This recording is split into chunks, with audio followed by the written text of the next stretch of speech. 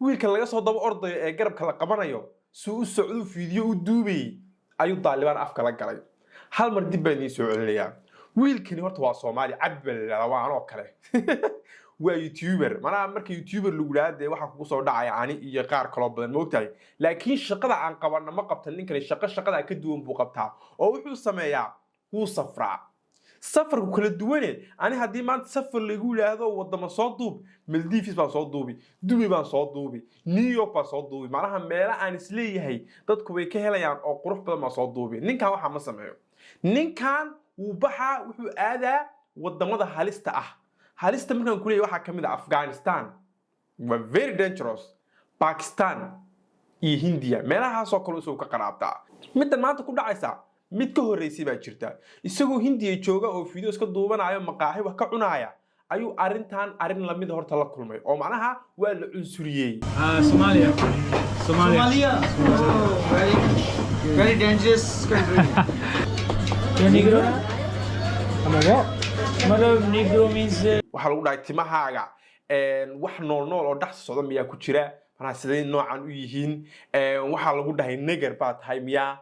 adu waxyaabo badan baa lagu dhahay marka ninkani wuu og yahay wuuna ogaa markuu wadamadan tagaayo dhibaatooyinka uu kala kulmi karo oo dawuba noo soo duuba laakiin hadda Afghanistan buu tagay Afghanistan oo si gareysma ma leeyahay meel safe ma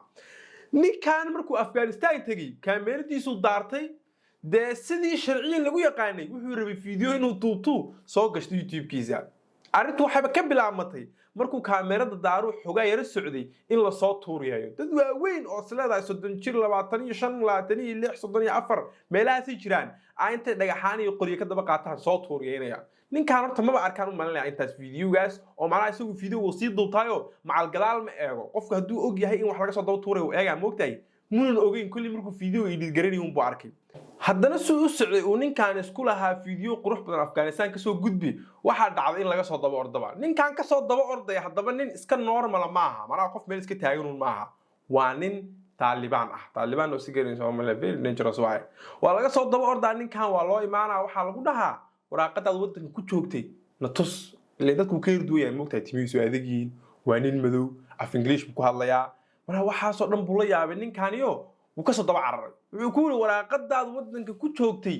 na tusbal laakiin wiilkan hal mid baan siinaya qaabka uu la dhaqmay ama uu la hadlay dadka waa qaabkii ugu fiicnaa ee aad qof kaga badbaadi kartid ama aad dad kaga badbaadi kartid sababtoo ah ninkan Soomaalidu kale ma ahayn Soomaaliga hadii la qabto ama wax la weydiiyo uu iskibraanina anaga qaab waxa loo taabanaysa anaga ma taqaanaa iska dhaha wiilkan uu isdajiyay sidii loogu tala galay macnaha la rabay ayuu wuxuu sameeyay dad badan baa isugu imaaday horta waxa adkaatay in la helo qof ku hadla af English sidii loo raadinayay aad mid baa la helay kiiba u turjumay ugu dambeyntiina meel maqaayada idinku dhax tusaabu dhahay dokumentigiisi baa la eegay lagama hadinay waxa lagu dhahay sax waraaqadaha soo qaado oo soo raac booska iga sareeyaan u tagaynay adugu dambeyntii meeshii buu tagay waa la soo fasaxay saaxiibow waa naga adag tahay waa naga qalbi adag tahay waa naga fiican tahay hormar fiican ku rajeena hore u soco